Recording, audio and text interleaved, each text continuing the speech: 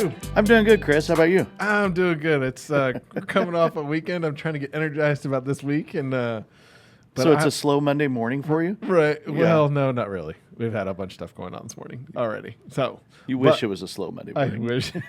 This is true. Yeah. So how are you?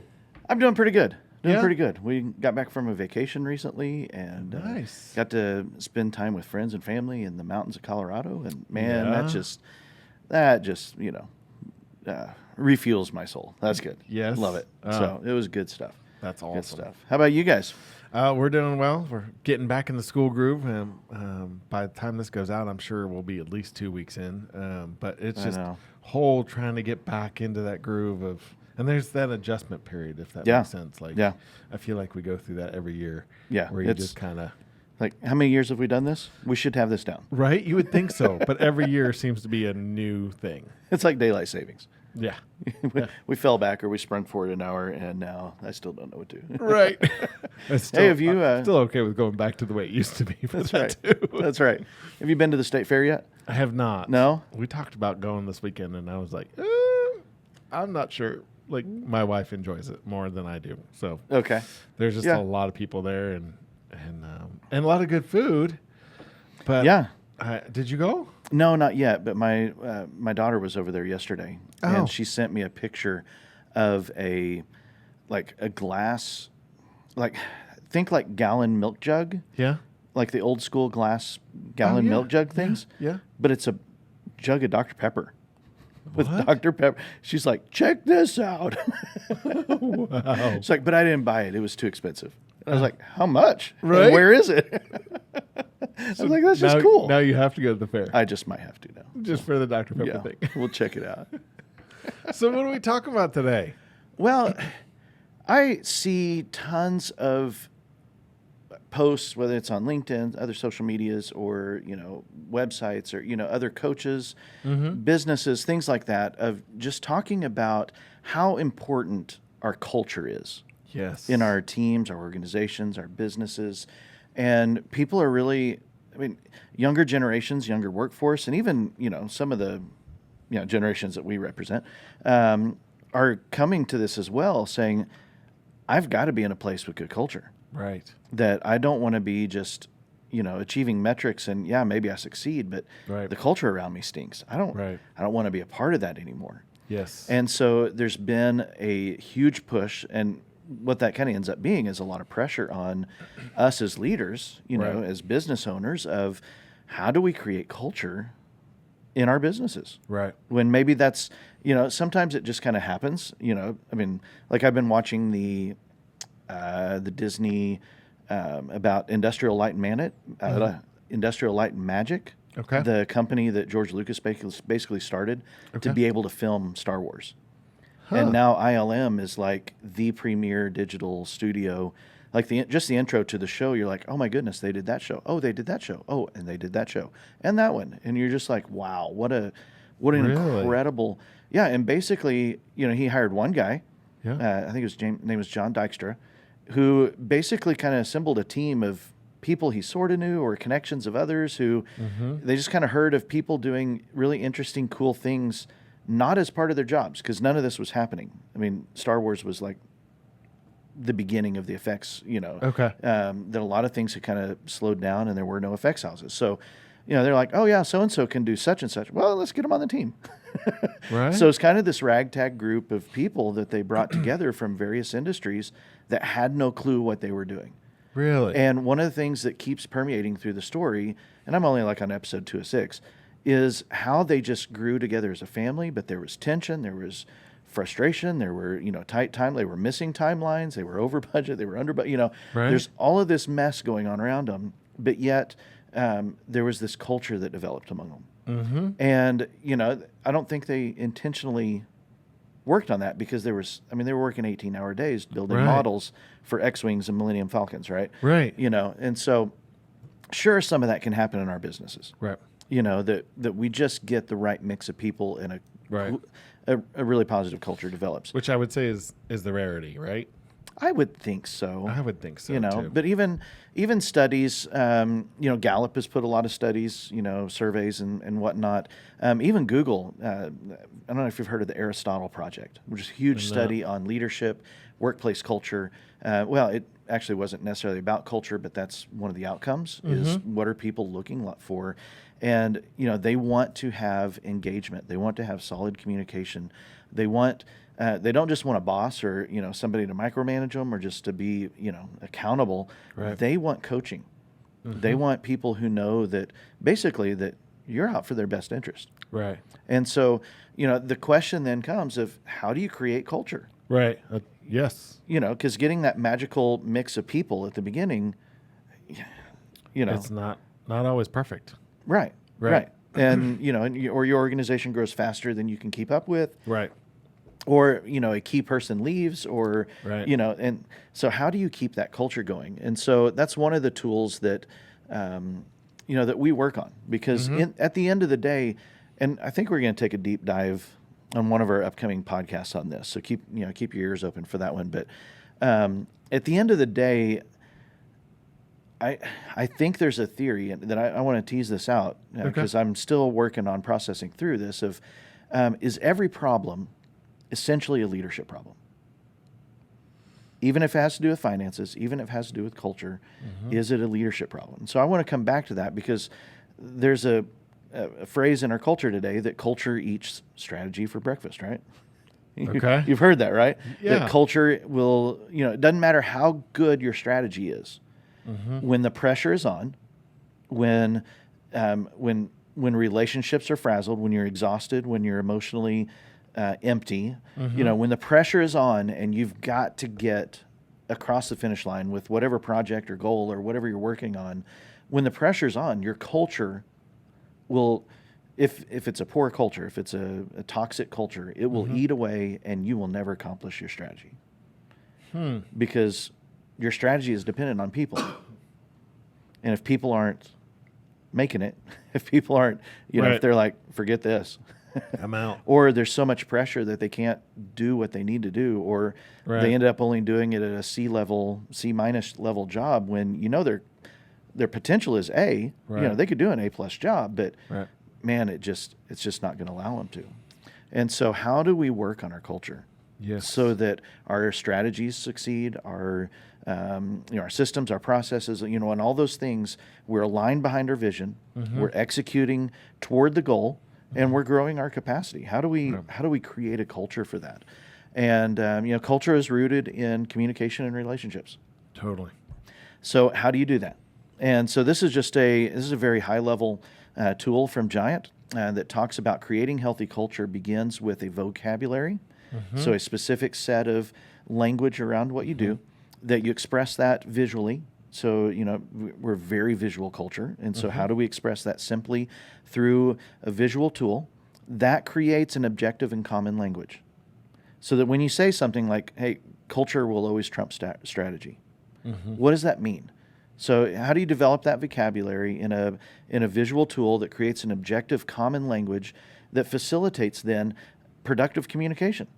So you have that objective language that you can use throughout the company at whatever level, whether that's the C-suite or you know, down to your entry-level employee. You develop productive communication, and that builds that healthy culture.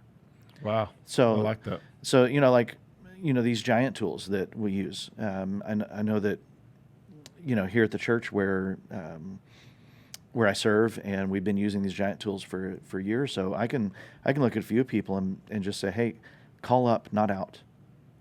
And they know exactly what that means. And they know how to apply that because that vocabulary, that common language, we've worked through that tool. We've talked through scenarios. We've talked about what's the benefit. What if this doesn't happen? Right. And, you know, hey, call them up. Don't call them out. Oh, okay. Yeah, I got it. And we're able to move forward. And that's actually awesome. Creates an efficiency. I was going to say that's huge.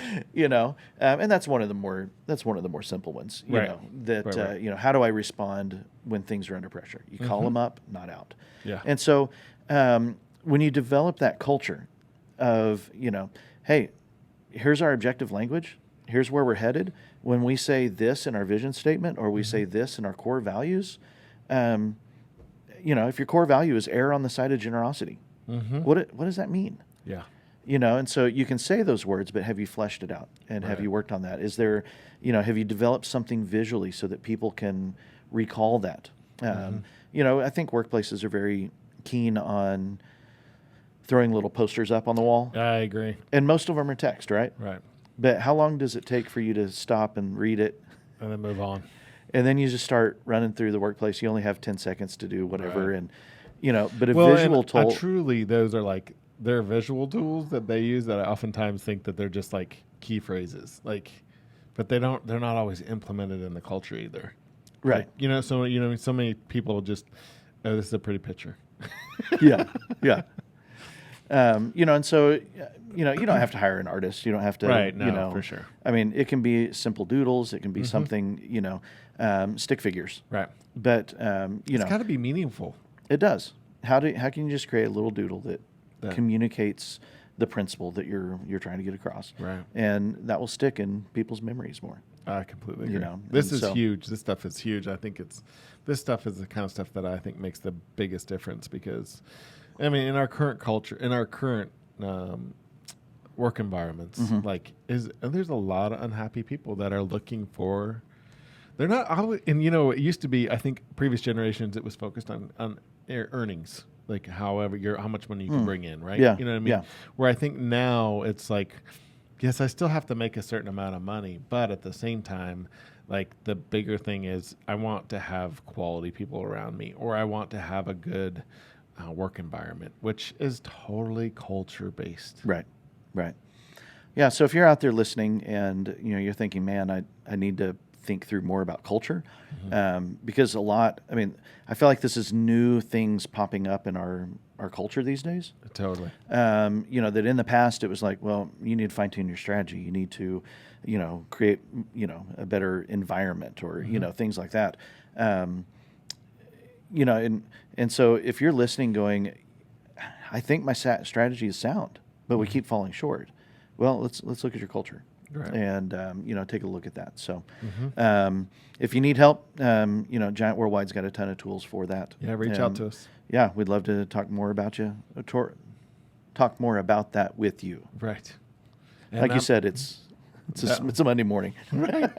And that might be talking about you, but I'll also be helping you grow. That's right. Those are huge tools. So. Yeah, we'd love to see you guys succeed. So we got some guests coming in today. Yeah, we've got Luke and Brett, who are with All In Painting. Okay. They're going to come and share with us about their stories. I think they're long-term friends that have ended up working together later in life, and they've got some cool journey and cool story to talk about, and how they're thinking about leadership in their business. That's exciting. So we're going to hop over here in a moment and talk to Luke and Brett. All right, sounds good. All right, man.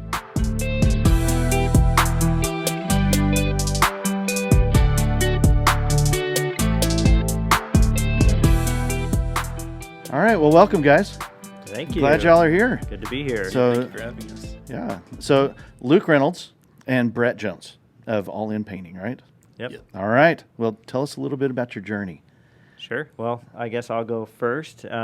Luke Reynolds, and I was born and raised in the South Bend area. In fourth grade, my parents moved down to Argus, which is about 30 minutes south of South Bend, and ended up actually graduating through Chesterton, moved halfway through my junior year, which I guess we'll talk more of because my dad was a painting contractor and all the work was up in Northwest Indiana, for all the region folks out there. Yeah. But yeah, grew up in a small town, ended up going to Indiana State where I studied aviation. Right out of college, stepping back, that's where I met my wife in college. So that's my first job out of college was here in the Indy area, and it was in aviation. I was a pilot and a grant administrator for an engineering company that built runways and taxiways. Really? Wife was a teacher at the time, so it was easier for her to get a job in central Indiana than it was for me to go find another aviation gig in southern Indiana. That was her first job was down in Scottsburg, Indiana. And then, so in 2005 was when we moved here to Greenwood. And I spent 11 years in the aviation world doing the airport consulting. Like I said, my primary role was a pilot and a grant administrator. And then over those 11 years, I had gone through a couple promotions and ended up being a project manager. And then, in 2011, we started having a family. We have 2 boys. Ransom is our oldest. He's 11 right now. And Cedar is 9. My oldest is a lot like his mom. Mm-hmm. And the youngest is a lot like me. So it's a fun dynamic in the household. But so in 2015, to my surprise, I lost my job at the engineering firm. Mm-hmm. And I had to figure out what it was that I was going to do. Am I going to keep doing aviation? Or am I going to follow my dream to become an entrepreneur? And so while I was trying to figure that out, and I actually started looking at a couple different industries and trying to, the computer tech world was really big. That a lot of job openings back in 2015 for PM, project management work. And while I was doing that, I started painting. So my dad was a painting contractor. That's what I did all through grade school, high school, college. And so I had learned that skill. Mm-hmm. And a lot of friends from church, when I lost my job, were like, hey, we know you paint, and I had put it out there, hey, I'm looking to paint while I'm trying to find a job. And so just started painting. And during that time of about 2.5 months, I really got the entrepreneurial bug. And I was like, maybe I can do this. I never thought if I owned a business it would be painting. Right. But I don't have many other choices. No one's scheduling interviews with me, mm-hmm. and the work just kept coming in. And so at that time, the prayer was, hey, God, if this is something that you really want me to pursue, just continue to keep this door open, and I'll start on January 2nd of 2016. And that's what he did. He kept the door open, and so started the company in 2016. And here we are, a good 6-7 years later, and God is still good. He has provided for this company, for my family, and, brought in a longtime friend from when I was 5 years old, Brett Jones, to come help out last year when we really needed him. So, that's in a nutshell. That's kind of awesome. A little bit about me and my business and my family. Brett, how about you? So tell us a little bit of backstory and give us the catch-up version. Okay. Awesome. Well, thank you for having me on the show today. Really appreciate it.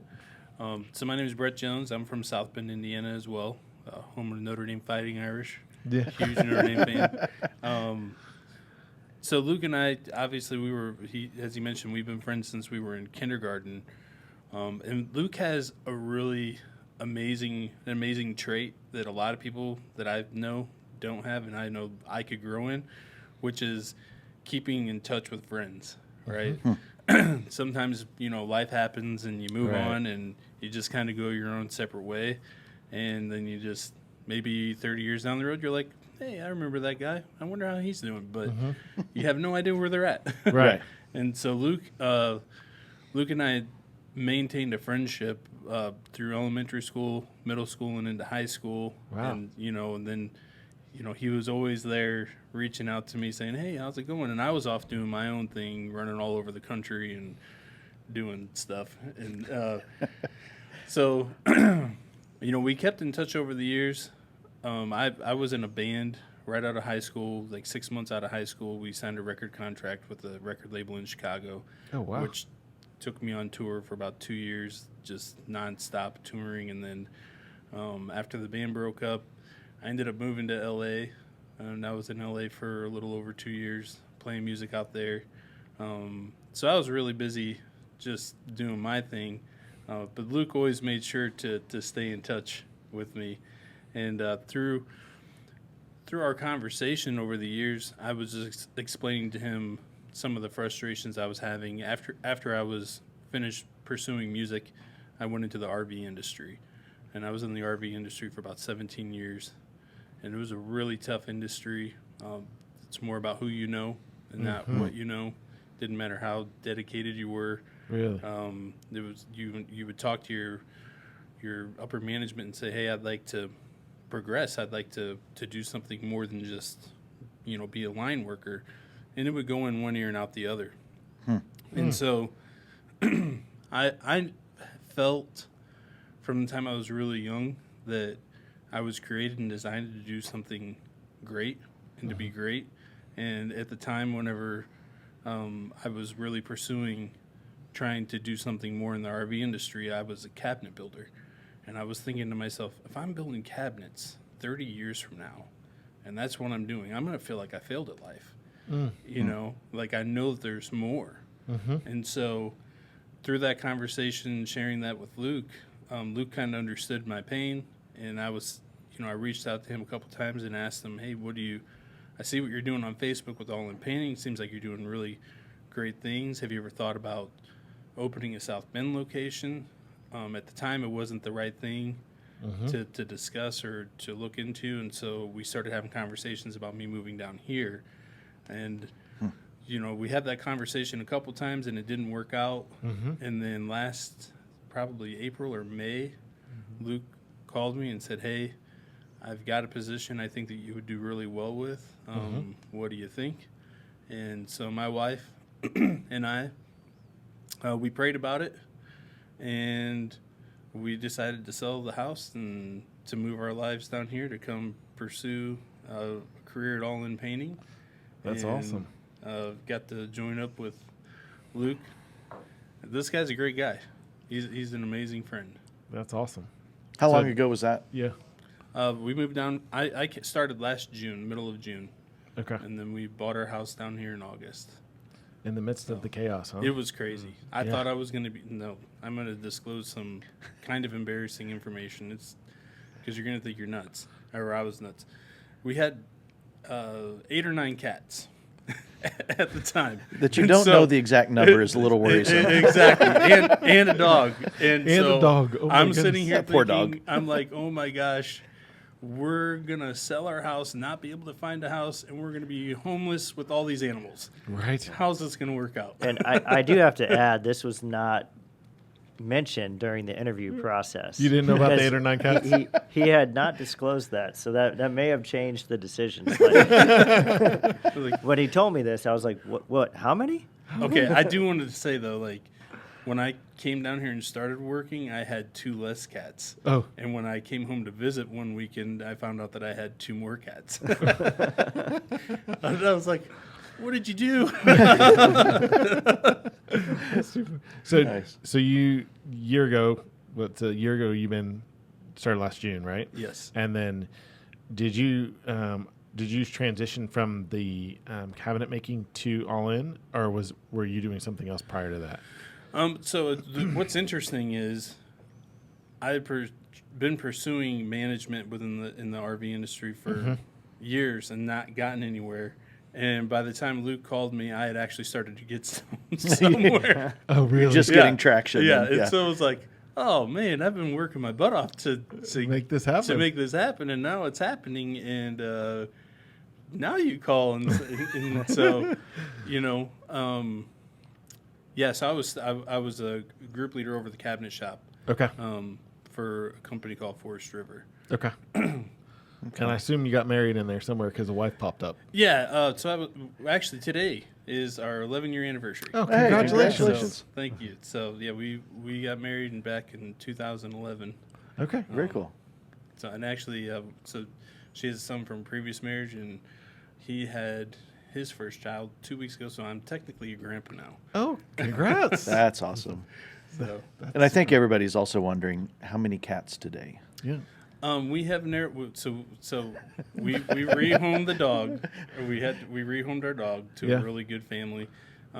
Because obviously when you have pets, you love your pets. You want to make sure that if you have to rehome them, they're going somewhere great. Right. Yes, for sure. So now we are down to 5 cats. Oh, that's a little bit more manageable. That's right. That's right. A little more. Wasn't it 4 2 months ago? No, okay. Okay. I wondered if it was growing again. There's 4 indoor and 1 outdoor. Okay. There you go. That does make a difference. So expand a little bit on the roles that you guys play as business owner. As what's your title? My title is COO and Operations Manager. Okay. All right. So expand a little bit on your roles and how how you guys work together and sharing the load that you guys do. Yeah. So technically my title is founder and CEO, but as any small business owner, you wear multiple hats. What? Can you believe it? Just joking. Sorry. So, I primarily wear the sales and marketing, which just recently Brett now is wearing the sales manager hat. So we're kind of in a transition phase right now, but I'm still very much involved with the marketing aspect and, directing, leading that effort on that front. And so, my day-to-day is a lot to working with my team directly. And so my team consists of Brett, who is the COO and operations manager, and then Audra, who is our CFO and office manager. And so a lot of together we call ourselves an exec team. Mm-hmm. So we meet every other week. So a lot of our conversations are the three of us making bigger picture decisions, looking at cash flow together, looking at goals that we set for the beginning of the year, the changes that you see every month and quarter, how we're adapting and creating strategy around those changes. But yeah, I would say, when Brett came on, I had my hand a lot more into the operations than what I wanted to. Mm-hmm. And especially there was a time where I had an operations manager, but that individual had decided to go its own way. And so I had to pick it up for about 2 months before Brett got here. And I remember telling Brett, I'm like, I'm going to get this all cleaned up for you so that when you get here, it's going to be easy. And Brett got here. He's like, I thought you said you had things cleaned up. And I'm like, well, I guess I don't. It was cleaner than you saw it when I started, right? Yeah. So, over the last year, it's really, I love Brett to talk a little bit more on this too, but it's really been, from my point of view, it's been amazing at what he's been able to do to the culture of the operations side, mm-hmm. And just to put some stats to that, our retention was not good. It was like a revolving door mm-hmm. before Brett got here, and he didn't fix it overnight. Mm-hmm. That's something like that takes time. Right, for sure. But this year, night and day, right? We step back, we look at where we're at now compared to where we were last year, mm-hmm. and no one's leaving, right? That's awesome. There's a couple here and there, but like last year this time, we were having group interviews every 2 weeks, if not every week. Wow. Right? We could not find the skill set. It was, all-time U.S. national labor shortage. So, mm-hmm. Right. We were dealing with that in a big way, but it wasn't just because of the labor shortage. It's because we had a culture issue mm-hmm. on the operation side. And what Brett was able to do through relationships and, it ultimately led to a retention like we've never had before. So give us a little bit of wisdom, because we just talked about culture. Jason and I were just talking about culture. So give us a little bit of insight on what it's like for you to walk into your current role a year ago, where it was supposed to be a little cleaner than what you thought, and then you've gone from this to this. In my head, a year is quite for you to be to the point where you went from turning over employees to retaining so many of them and losing. Everybody loses some, right? Mm-hmm. So it's inevitable to get to the point where you are now. Tell me, take me through that. Well, it was a lot of trial and error. Mm-hmm. I had to, when I first came down here, I was stepping into something that I knew really very little about, mm-hmm. right? But you were running a team in the cabinet. Correct. Okay. Correct. So I know, you're familiar with that. I know cabinets. I've been in management positions before, right? Okay. And really, it's interesting. So I was in management before. I managed a microbrewery up in Elkhart, Indiana called Mad Anthony's. They're based out of Fort Wayne. Okay. I had 80 employees there. Wow. And after I was done working there, I was like, I do not want to be in management. I never I just want to go to work. I want to be responsible for myself. Right. And that's it. Right. So when I went back into the RV industry after that, I went in with that mindset, which was I don't want to be, I just want to show up. I want to do my job. I want to go home. But when you sit under bad management so long, I really started to frustrate me. Yes. And I would talk to my leaders about the frustration. I mean, it would just go in one ear and out the other. And I got to a point where I was like, you know what? If nobody's going to step up, then I will. Right? I'll step up. I don't want to, but there are too many people that work here that come into work and have to deal with all of the junk because people are not taking ownership. And the mindset was, well, it doesn't affect me, so why should I care about it? Right. Right. Right. So I learned at that point in time, that being in management is not about a position. It's not about a title. It's not about your pay. It's about being able to serve. It's about being able to make an impact. And so that's really all I had coming down here because I didn't know about paint. All I knew is how to work with people, how to care for people, how to problem solve, and treat people with respect and honor, right? And I was here to serve Luke, and I was here to serve the painters, and I had to be humble because I couldn't come in here and pretend like I knew anything. Right. They all knew I didn't know anything.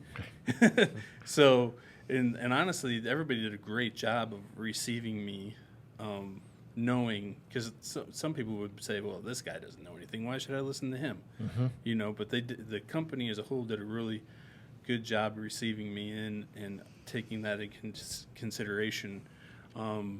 But I truly think that what made the difference was, one, I was transparent. Whenever people were leaving and I was interviewing new people, I did not sugarcoat it at all. I straight up told them, hey, we're in a rebuilding season. It's crazy right now. Right. The company is unstable. I'm looking for people that are looking to help us get out of this. So I set the precedence, from the very get-go of what they were getting themselves into. That's awesome. And some people said, yeah, I'll do that. And then a week later, like, no, I'm not doing that. And but truly, the success of where we are now, I think, is more about the people that are with us and their willingness to endure and their willingness to put themselves in uncomfortable situations. And then me, I took the mindset of, you let me know what the problem is, and I'm going to come and team up with you, and we're going to figure out how to fix this problem. Together. That's awesome. Right? People, I do believe that people are willing to tough it out and to stick through the tough season when the leaders show, hey, I'm here with you, and I'm not just saying deal with it. Right. I'm going to get into this with you and help you figure it out, and we're going to figure it out together. Right. They're willing to stick it out. It's whenever you turn yourself, you turn them away and you tell them, hey, you know what, suck it up, buttercup. Right. It is what it is. Then that's when they say, well, I don't have to deal with this. I can go work somewhere else. Right. So, but I think the big thing truly is honoring people, respecting people, treating people as individuals. One person's problem is, or one person's personal problem is going to be different than the next. So it's not one answer fixes all the problems. You have to be willing to treat people as individuals and meet them where they need to be met. That's awesome. That's good. That is So, good. being childhood friends, it's been reminiscent for me. I'm thinking about my friends that I played football with in the front yard at, kindergarten, first grade. And what are some of the big challenges around bringing friendship into the workplace? How do you guys manage relationships, not just with you guys, but with your families, friendship outside of work, even down into your crews and things like that? How do y'all manage relationships like that? Well, when I hired Brett, I just so happened to be at a event with a bunch of other business owners, and I was in a little small group, and there was one lady who was, I think she was a business coach, but she's like, "Hey, what's going on with your company?" And and I said, "Well, I got a new hire coming in," and she's like, "Oh, how'd you meet him?" And I said, "Oh, it's actually one of my best friends." And she looked at me and she goes, "Ooh." She's like, "One thing, you never hire your friends and you never hire your family." Right. And I heard that, and I'm like, well, I could see that as being a go-to response. Right. We don't know each other really, but as soon as she said that, I'm like, well, you don't know Brett, and you don't know our relationship. And I had no doubt in my mind, even though she was telling me that. I would say through that conversation, it did help me set good expectations with Brett. And so from the get-go, we had a conversation before he started, after he was hired, that I said, "Hey, man, I know you're going to be coming into this. You're going to look like the friend who got the job just because you know someone, which that's not what we want. So I'm going to treat you like anyone else in our company, right? There's still going to be rules. There's still going to be policies and procedures, and so let's just be careful on how we treat each other during the workplace, because other people are watching and they're seeing that, So we got, one thing I heard a long time ago, as a leader, if you're going to create policies and procedures and rules, you better be the one to follow them. And so I wasn't going to make any exceptions, and I kind of thought, well, maybe even as friends, it would be difficult to hang out, outside of work. Right. How would people see that, But that has not been an issue. We've hung out many times, and it's not like we have to keep it a secret. We're hanging out, right. But I think it's been actually, the level of trust that you can have with a family or a friend is way different than with someone. I could have hired some COO that has tons of experience and he's making six figures, and let's bring him in. He's going to save the world. Right. But I would rather have a friend who I can trust that's going to give me honest feedback, because that was the difference in prior hires was I can't trust. Who am I going to trust? Right. And with Brett, the transparency. He talked about what it takes to build a culture. It's transparency. Yeah, totally. Like there's, one of our core values is ownership. And the reason for that core value is I don't want any mistakes to get in the way of trust. If there's an issue and you own it, even if you're a part of it and it happened and the mistake was because of you, you can move past that. But if you try to hide from that and you lose that trust, good luck building it back. It's going to be tough, right?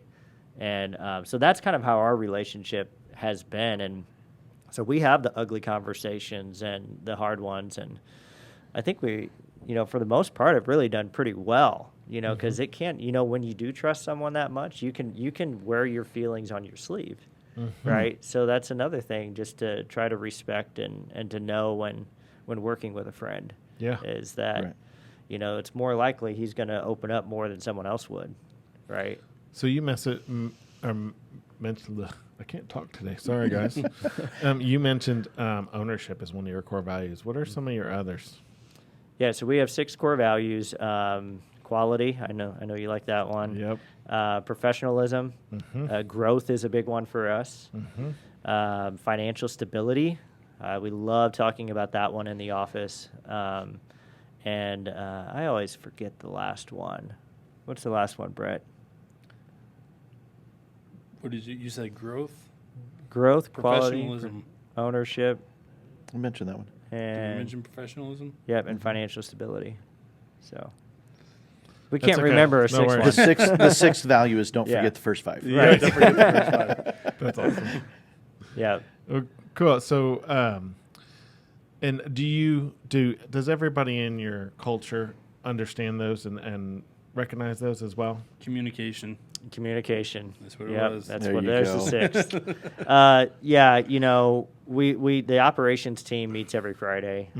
Those are actually broadcasted up on our wall, and we try to talk about one at every ops meeting. That's awesome. And it's like, hey, which core value did you experience this week? I experienced financial stability, or whatever, I got a pay raise, whatever that was. But yeah, it's, for any listeners out there that are leaders in building a company, I mean, you have to share your values frequently. This is not something you just put on a wall and then say, or you fill out a piece of paper and put it on your website. You have to talk about it. And I mean, when I do a company-wide email, it's a little thing that I do. Every time I talk to something, I try to point in a core value to what I'm talking about, and I bold it. Because I want this visual representation that it's constantly that's the culture of the company, is the core values. And so actually we used to have we haven't put the logo on our sleeve in a while, but we made a core value logo. Oh, did you? Where it's just a circle of the words in our core values, and we wore it on our sleeve, and so, so yeah, it's super important. That's awesome. That's cool. So I'm curious, Luke, I'm going to put you on the hot spot on this one. In terms of, if growth is one of your core values, and you talked about you had a COO prior, and, here you are bringing in, a good friendship that, and trust is elevated in these roles. I think a lot of business owners, a lot of leaders are trying to figure out how, they're hitting that glass ceiling with growth, and they know that they need to bring somebody on like Brett. Okay.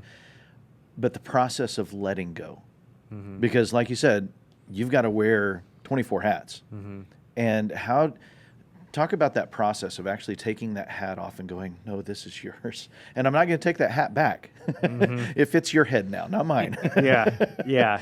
And whether it's your CFO or, you built a business based on the skills that you learned from your dad. And now even the operations team is not under your direct supervision. So talk about that letting go process, what that takes, as a business owner to say, yeah, I've got to entrust this to your hands. Well, I'd say first and foremost, to let go, you have to want to grow. You have to want to grow. If you're comfortable where you're at, then keep wearing, some of those same hats.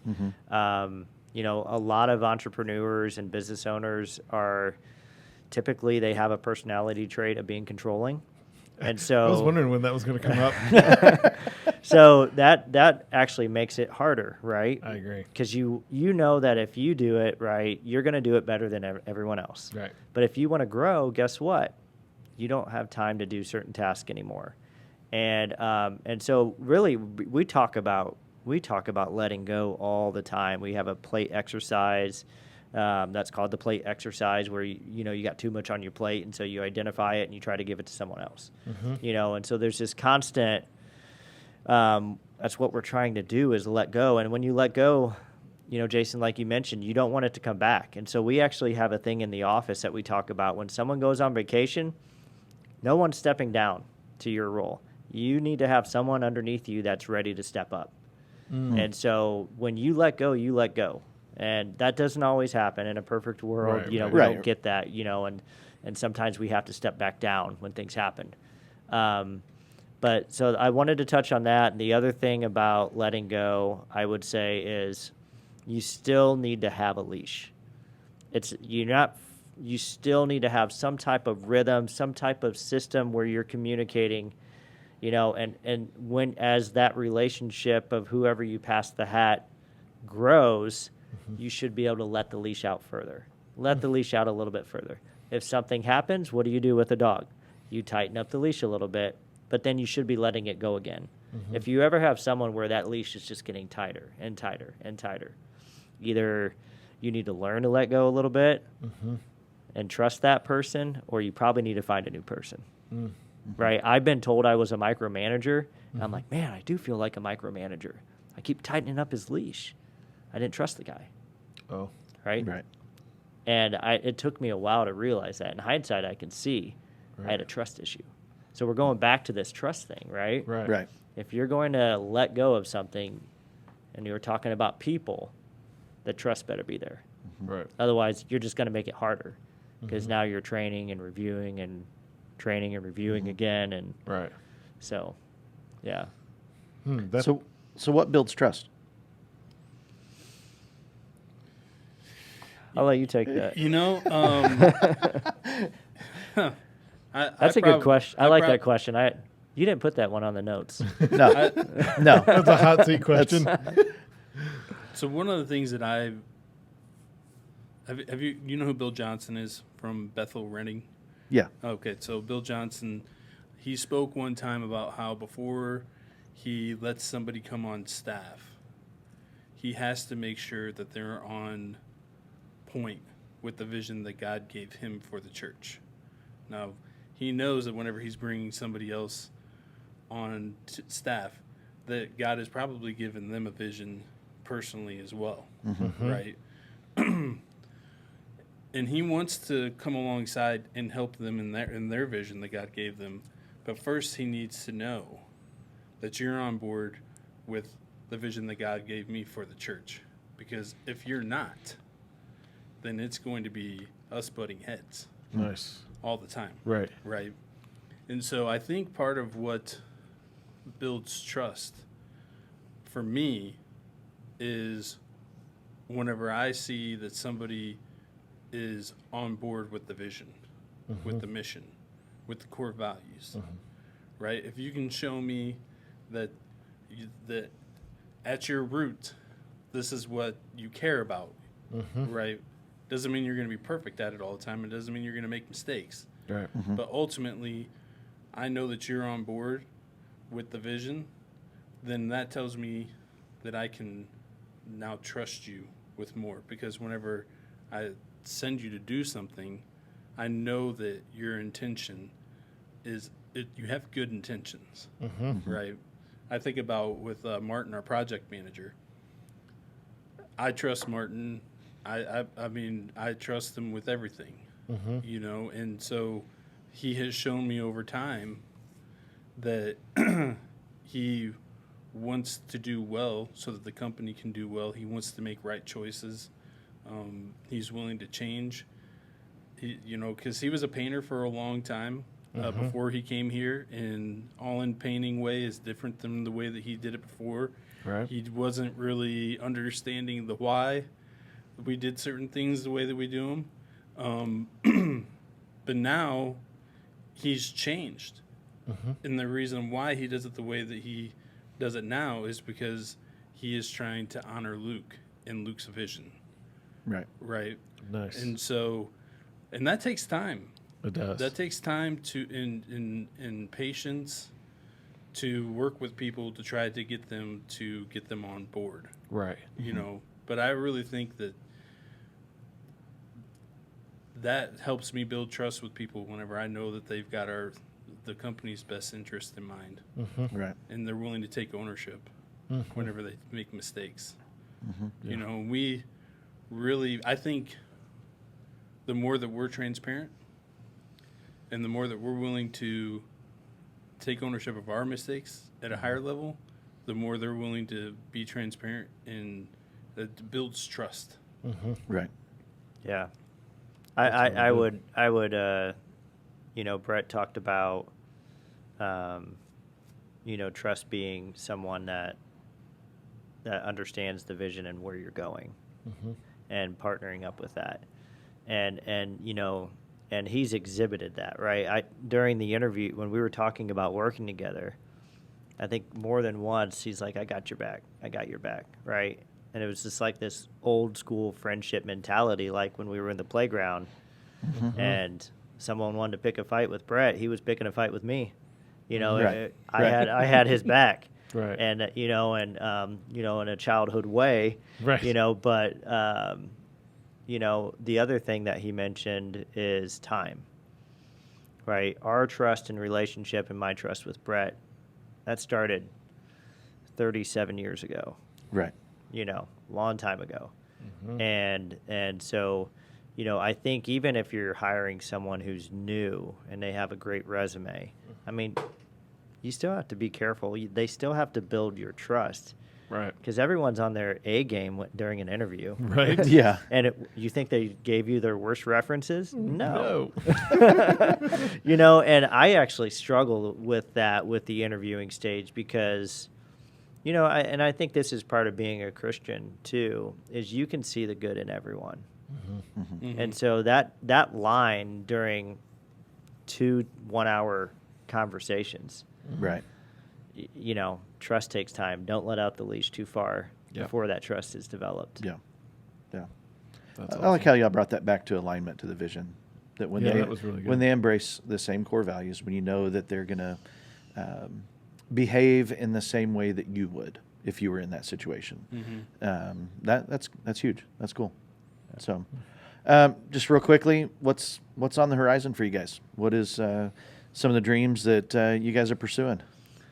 Yeah, I mean, speaking of vision, right? That's our vision is to cultivate a work environment where we're focused on the career development of the employee, the painter. We want to see them while scaling to multiple locations. That's the full vision. And so, you know, the way we're doing that is we have created a career path for the painter. We're actually right now in the process of developing a full-out residential repaint apprenticeship certification program. Oh, wow. It's already been approved through the state of Indiana, and we're the only certified painter that has a apprenticeship program for res repaint in the state. So we're really proud of that, and so we're right now packaging that up so that we can offer it to our neighbor states and then across the nation. So we're under contract working with a course developer on that. The other thing is scaling to multiple locations. So right now we're looking at scaling into northern Indiana, South Bend, right? There you go. So we got some roots there, and we like to see All In Painting take some steps in fulfilling more parts of the vision. So Cool. Very cool. That's Very awesome. cool. Any last thing you want to share? Great leadership advice or tidbits or any last thoughts?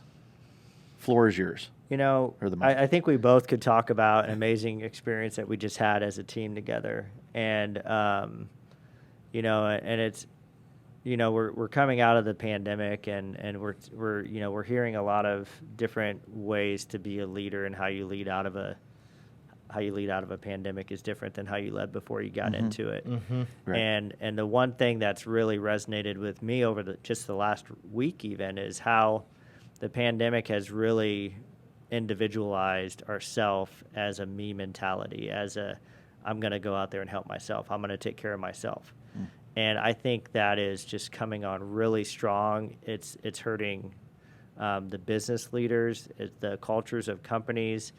It's hurting the church in ways that we have to recognize that and get back to, you know, the commonwealth. You know, we have to get back to working together. We've been isolated.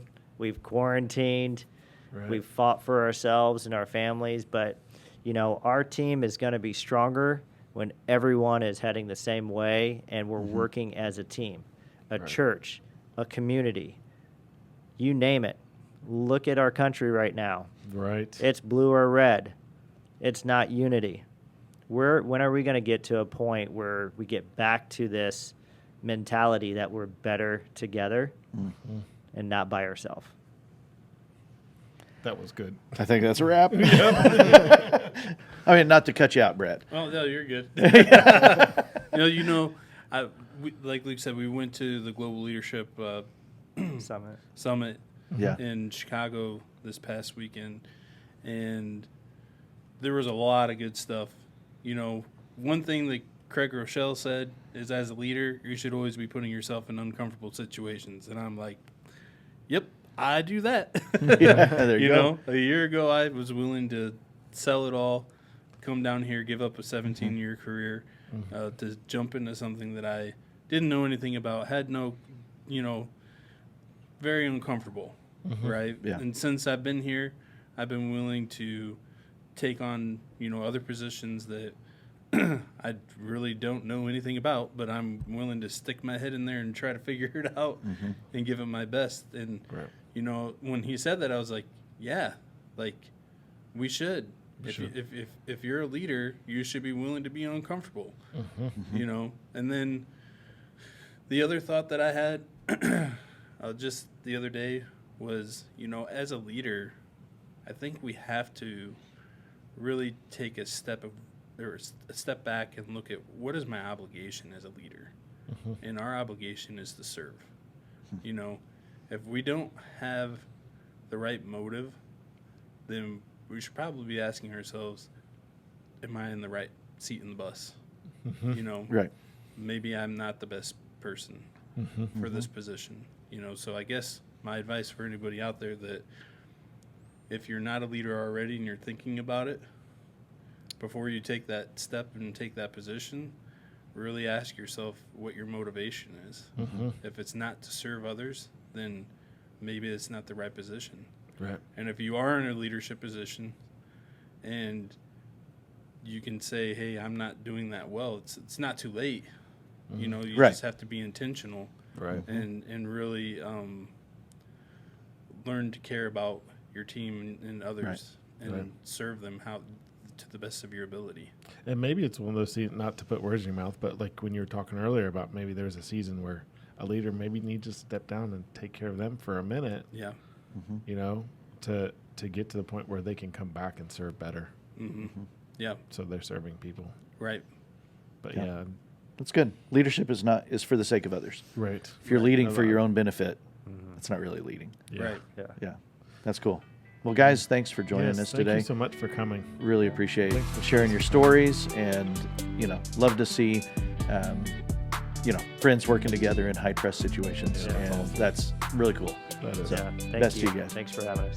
Thanks. All right, we'll see you guys here in just a moment.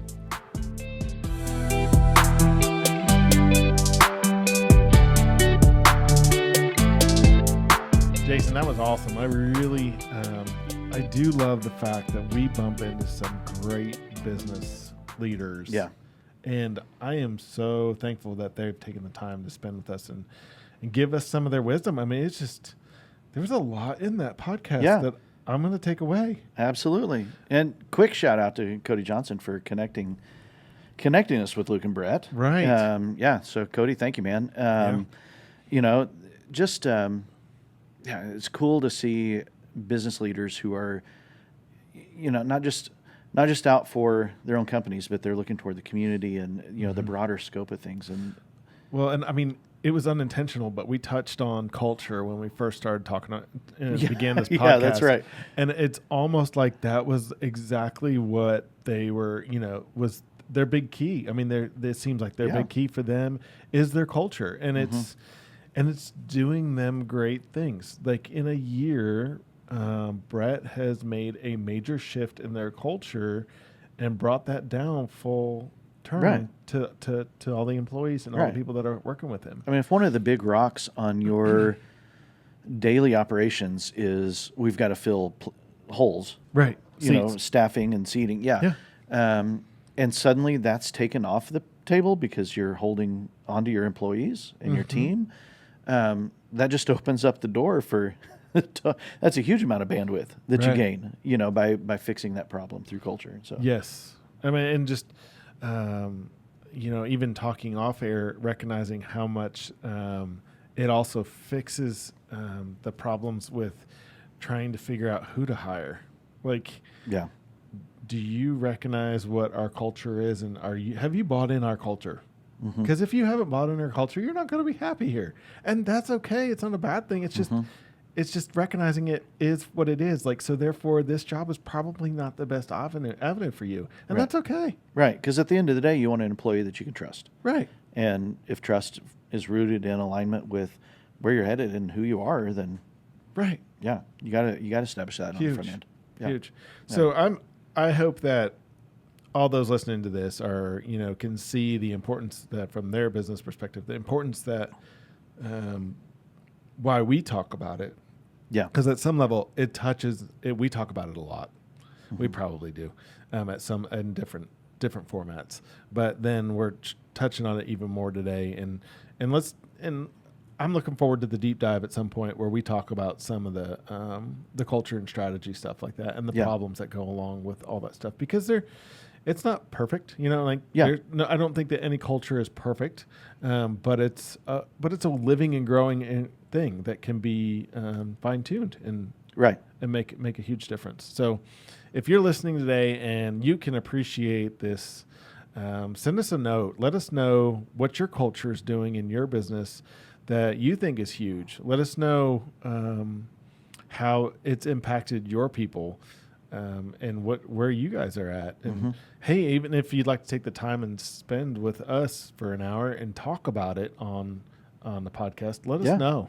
Yeah, absolutely. Because I think these things are huge, and I think we're definitely going more and more to a culture, as society is concerned, for the people that are looking for jobs. I think culture is huge is for a lot of people. Yeah.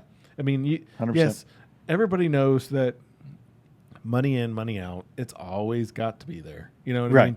It's just that's underlying. But truly, like, people don't want to be at jobs where their culture sucks. Right. So, I don't know. I probably dominated that part of the conversation. Didn't mean to, fine. But it's a touch point, I think, for me. I think it's important to me, and it's obviously important to Brett and Luke today. Yeah, so 100%. Yeah. Appreciated that. You can get on Soapbox anytime you want. Oh, thanks. Y'all, thanks for tuning in today. Give us a like, subscribe, comment, shoot us an email. Email's in the show notes. We'd love to hear from you, hear what you're thinking, and thanks for joining us. You guys, like they said, lead for the sake of others. And that's, serve others as, let's do it. Yeah. Let's get out there. Thanks. Later, guys. Bye-bye.